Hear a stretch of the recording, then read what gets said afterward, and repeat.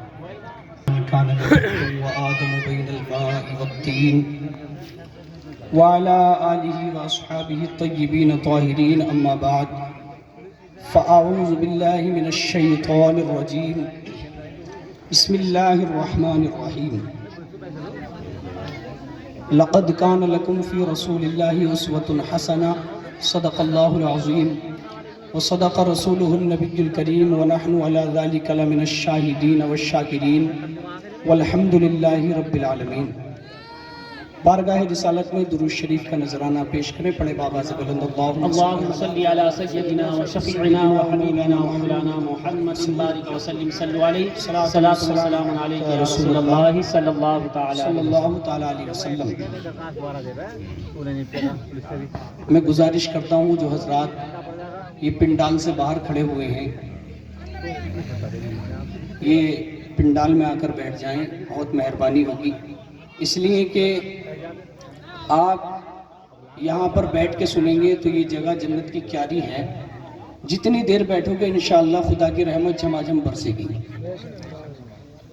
محبت سے ایک مرتبہ بلند آواز سے بولے سبحان اللہ۔ سبحان اللہ۔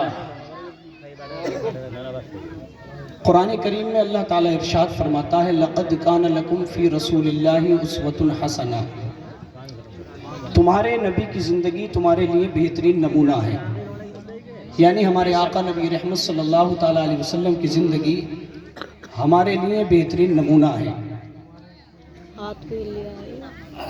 شاعر نے کہا تھا زمین سے آسماں تک، آسماں سے لامکاں تک ہے، محبت سے بولیے سبحان اللہ۔ زمین سے آسماں تک، آسماں سے لامکاں تک ہے، کہاں کھولے تھے گیسو یار نے خوشبو کہاں تک ہے، کہاں کھولے تھے گیسو یار نے خوشبو کہاں تک ہے۔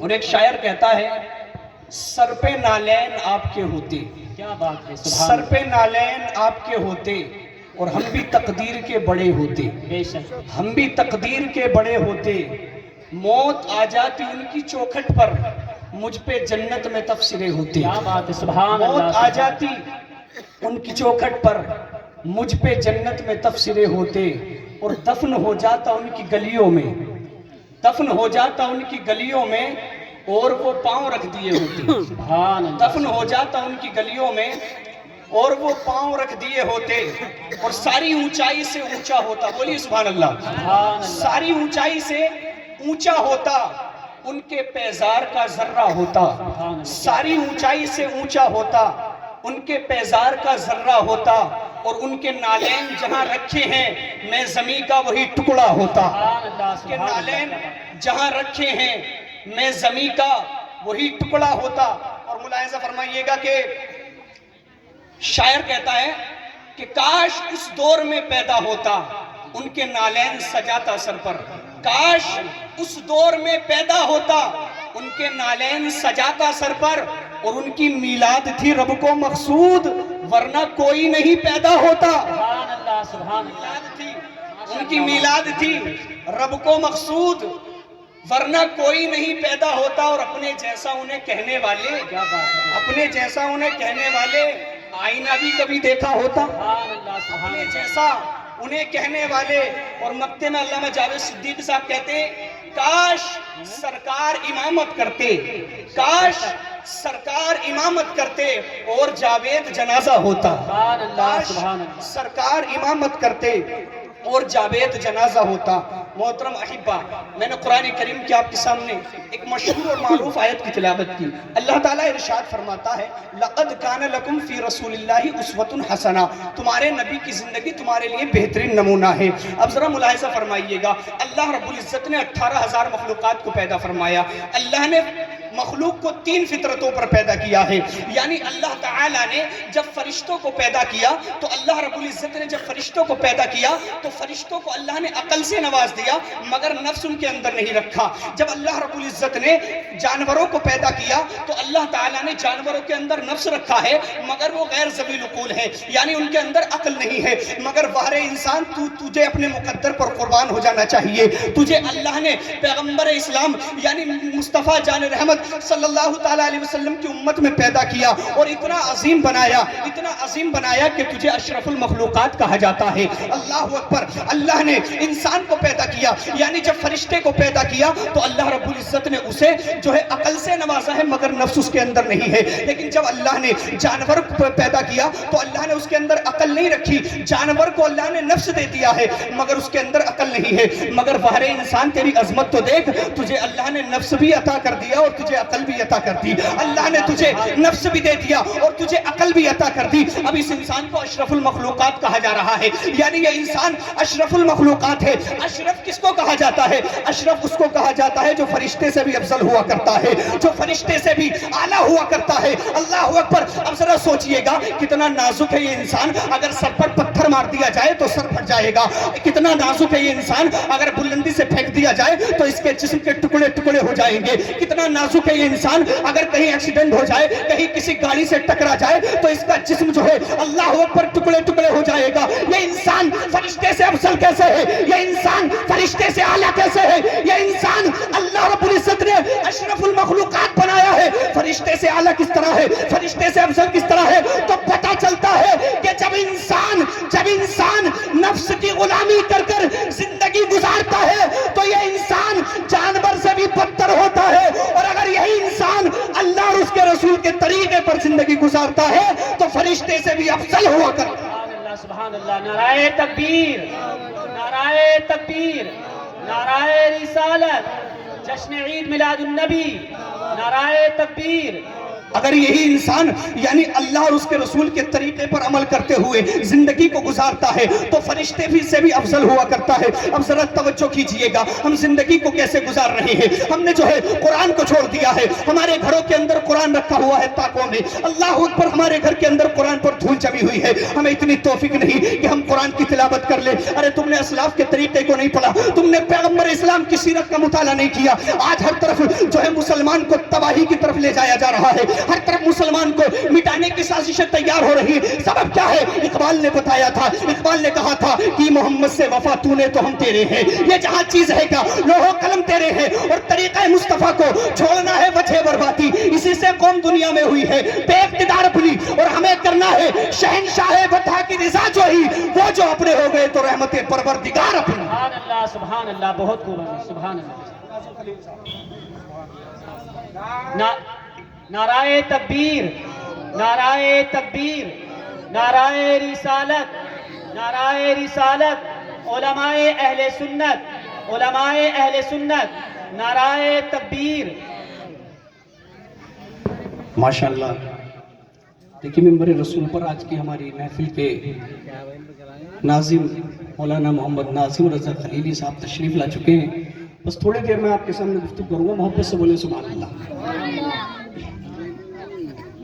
دیکھیے گا، میں آپ کو بتا رہا تھا کہ ہم نے رسول کریم کے طریقے کو چھوڑ دیا، ہم نے نبی کے طریقے کو چھوڑ دیا، ہم زندگی کو گزار کیسے رہے ہیں۔ اللہ اکبر۔ ذرا تاریخ کا آپ مطالعہ کریں۔ حضرت خبیب بن عدی ایک صحابی رسول ہیں، آقا کریم سے کتنا پیار کرتے ہیں، یہ نبی سے کتنی محبت کرتے ہیں۔ مکہ کے کافروں نے حضرت خبیب بن عدی کو پکڑ لیا۔ اب جیسے ان کو پکڑا تو مکہ میں اعلان کرا دیا کہ دیکھو ہم نے محمد عربی کے غلام کو قید کر لیا ہے، بدر میں ہمارے لوگوں کے ساتھ میں بہت ہی جو ہے انہوں نے ظلم کیا تھا، آؤ جسے بھی بدلہ لینا ہے بدلہ لے لے۔ اللہ اکبر۔ خبیب بن عدی نے نبی کا کلمہ پڑھ لیا تھا۔ اللہ اکبر۔ نبی کے کیسے عاشق تھے۔ حضرت خبیب بن عدی پکڑ لیا۔ اب ذرا سوچئے گا، اعلان کر دیا گیا کہ جسے بھی بدلہ لینا ہے آ کر کے بدلہ لے لے۔ حضرت خبیب بن عدی کو پکڑ کر کے اللہ اکبر ظالموں نے گھسیٹنا شروع کر دیا اور کہا اگر کوئی آخری خواہش ہو تو بتا دو۔ تو حضرت خبیب بن عدی نے کہا تھا میری آخری خواہش یہ ہے کہ میں رب کی بارگاہ میں 2 رکعت نماز پڑھنا چاہتا ہوں۔ سبحان اللہ، سبحان اللہ۔ کہ میں رب کی بارگاہ میں 2 رکعت نماز پڑھنا چاہتا ہوں، میں رب کی بارگاہ میں اللہ اکبر سجدہ کرنا چاہتا ہوں۔ حضرت خبیب بن عدی نے اپنے سر کو سجدے میں رکھ دیا، نماز پڑھ رہے ہیں، جلدی سے 2 رکعت کو مکمل کر لیا۔ اب ذرا سوچئے گا، صحابی رسول کا ایمان دیکھیے گا۔ لوگوں نے کہا کہ تم نے اتنی جلدی نماز کو مختصر یعنی نماز کو تم نے مختصر کیوں کر دیا؟ تو کہا سنو سنو، میرا دل تو چاہتا تھا کہ میں طویل سجدہ کروں، میرا دل تو چاہتا تھا کہ لمبی نماز پڑھوں، مگر میں نے طویل نماز اس اس لیے نہیں پڑھی کہ کہیں تم یہ سوچنے لگتے کہ نبی کا غلام جان بچانے کے لیے لمبی نماز پڑھ رہا ہے۔ اللہ اکبر۔ حضرت خبیب بن عدی کو بیچ چوراہے پر ظالموں نے لٹکا دیا، اور لٹکانے کے بعد میں کوئی نیزہ مار رہا ہے، کوئی بھالا مار رہا ہے، کوئی تلوار مار رہا ہے۔ اللہ اکبر۔ حضرت خبیب بن عدی کے جسم پر کیسا ظلم ہو رہا ہے، ذرا تصور کیجئے گا۔ جسم تو ان کا انسان کا ہی تھا نا۔ اللہ اکبر۔ اب جو ہے غور کیجئے گا، اگر ایک انسان پر 1000 لوگ مل کر وار کریں تو کتنا درد ہوگا۔ حضرت خبیب بن عدی کے جسم پر کوئی تلوار مار رہا ہے، کوئی بھالا مار رہا ہے، کوئی نیزہ مار رہا ہے، اور کہہ رہا ہے اے خبیب بن عدی، آج تمہارے دل میں یہ خیال تو آ رہا ہوگا کہ میری جگہ میرا نبی ہوتا تو خبیب بن عدی نے ایک تاریخی جملہ کہا تھا، ارے ظالمو کتنا ہی ظلم کر لو، تم کیا سمجھتے ہو جس کا کلمہ پڑا ہے اس سے بے وفائی کر جاؤں گا، اس سے بے وفائی نہیں کر سکتا۔ تو کہا سنو سنو، تمہارے ذہن میں کوئی خیال تو آ رہا ہوگا، کہا کہ میرے جسم سے خون کا ایک ایک قطرہ نکال لو، میں اس بات کو گوارا نہیں کروں گا کہ میرے نبی کے قدم میں ایک کانٹا بھی چبھ جائے، میں اس بات کو بھی گوارا نہیں کروں گا کہ میرے نبی کے قدم میں ایک کانٹا بھی چھپ جائے۔ کیسا پیار کیا ہے صحابہ نے میرے آقا سے، کیسی محبت کی ہے میرے آقا سے صحابہ نے، مگر آج قوم کا جوان ہے، شراب پی رہا ہے اور اپنے آپ کو نبی کا عاشق کہہ رہا ہے۔ آج قوم کا جوان ہے، اللہ اکبر، عیاشی کے اڈوں کو آباد کر رہا ہے، اپنے آپ کو نبی کا عاشق کہہ رہا ہے۔ آج قوم کا جوان ہے، نمازوں کو ترک کر رہا ہے اور اپنے آپ کو نبی کا عاشق کہہ رہا ہے۔ آج جو ہے لوگوں کی عمر 70 سال کی ہو گئی، انہیں نماز کا طریقہ نہیں پتا۔ آج لوگوں کو اللہ اکبر نماز جنازہ کا طریقہ نہیں پتا۔ کس منہ سے اپنے آپ کو مسلمان کہتے ہو، کس منہ سے تم اپنے آپ کو مسلمان کہتے ہو؟ اللہ اکبر۔ وہ زمانے میں معزز تھے مسلمان ہو کر، اور ہم خار ہوئے تاریخ قرآن ہو کر، درس قرآن جو ہم نے نہ بھلایا ہوتا، یہ زمانہ نہ زمانے نے دکھایا ہوتا۔ آج ہم نے پیغمبر اسلام کے طریقے کو چھوڑ دیا ہے، آج ہم نے مصطفیٰ کے طریقے کو چھوڑ دیا ہے۔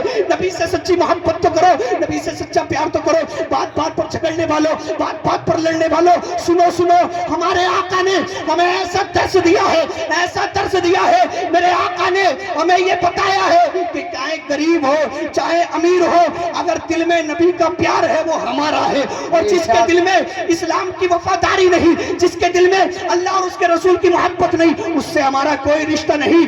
یعنی سنیے گا، اگر دنیا میں کوئی پیسے والا ہے، اگر کوئی اونچی سلطنت پہ، کوئی جو ہے اونچے منصب پر فائز ہے، کوئی کسی بھی منصب پر فائز ہے، اگر دل میں نبی کا پیار نہیں ہے، ہمارا اس سے کوئی رشتہ نہیں ہے۔ وہ اس لیے کہ میرے آقا نے جب اپنے غلاموں کو درس دیا، اور میرے آقا نے جب اپنے غلاموں کو زندگی گزارنے کا طریقہ بتایا، تو کیسی زندگی گزاری ہے میرے آقا کے غلاموں نے۔ اللہ اکبر۔ مصطفیٰ جان رحمت نے یہ غریبی اور امیری کا فرق ہی مٹا دیا۔ اس نبی کے طریقے پر عمل کرو جس نبی نے کعبے کی چھت پر جناب صدیق اکبر کو نہیں چڑھایا، جناب عمر کو نہیں چڑھایا، جناب عثمان غنی کو نہیں چڑھایا، جناب مولا علی کو نہیں چڑھایا، بلکہ حبش کے رہنے والے بلال حبشی کو چڑھایا، اور چڑھانے کے بعد میں بتا دیا کہ دیکھو اگر وفادار حبش کا رہنے والا ہو تو اسے کعبے کی چھت پر چڑھا کر اس کی عظمت کو بڑھا دیا جاتا ہے، اور اگر غدار مکہ کا رہنے والا ابو لہب کو ٹھوکروں سے اڑا دیا جاتا ہے۔ بے شک نعرہ تکبیر، نعرہ رسالت، نعرہ غوثیت، مسلک اعلی حضرت، گلشن مصطفیٰ کانفرنس، جشن دستار بندی، زندہ باد زندہ باد۔ اگر غدار مکہ کا ابو لہب ہو تو ٹھوکروں سے اڑا دیا جاتا ہے۔ میرے بھائیوں، نبی سے پکی سچی محبت کرو، قسم خدا کی تم کسی بھی میدان میں ناکام ہو ہی نہیں سکتے۔ نبی سے سچا پکا پیار تو کرو۔ آج ہم نے دنیا کی محبت اس قدر ہمارے دلوں کے اندر آ گئی ہے کہ ہمیں آخرت کی کوئی فکر ہی نہیں ہے، ہمیں موت کی کوئی فکر ہی نہیں ہے۔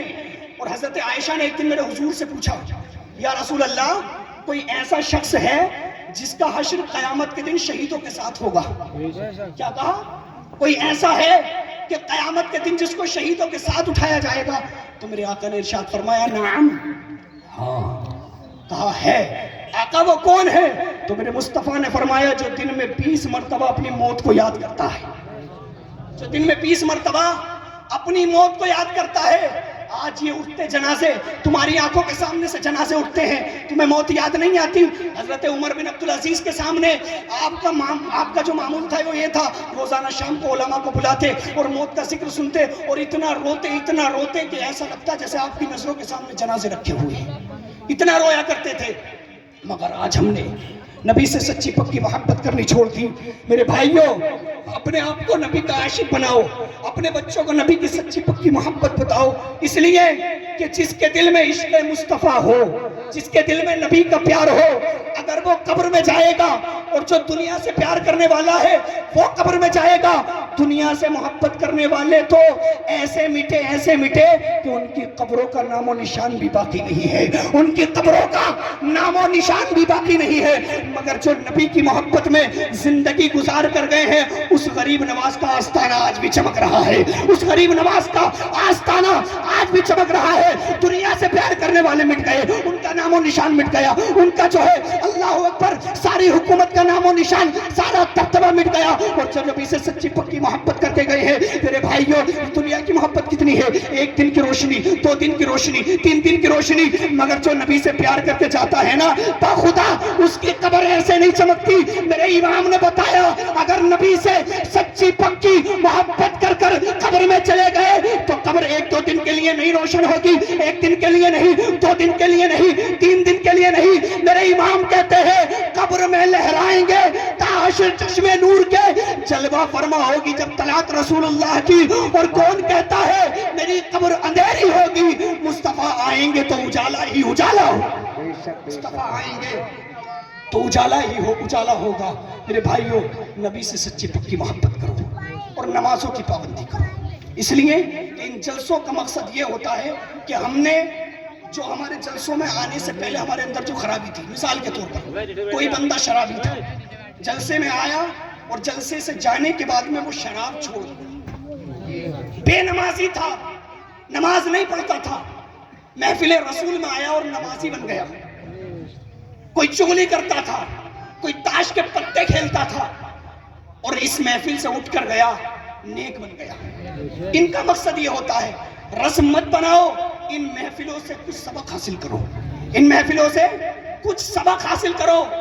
तुम्हारे अंदर जो बीमारियां हैं गुनाहों की, उसको मिटा दो, खत्म कर दो।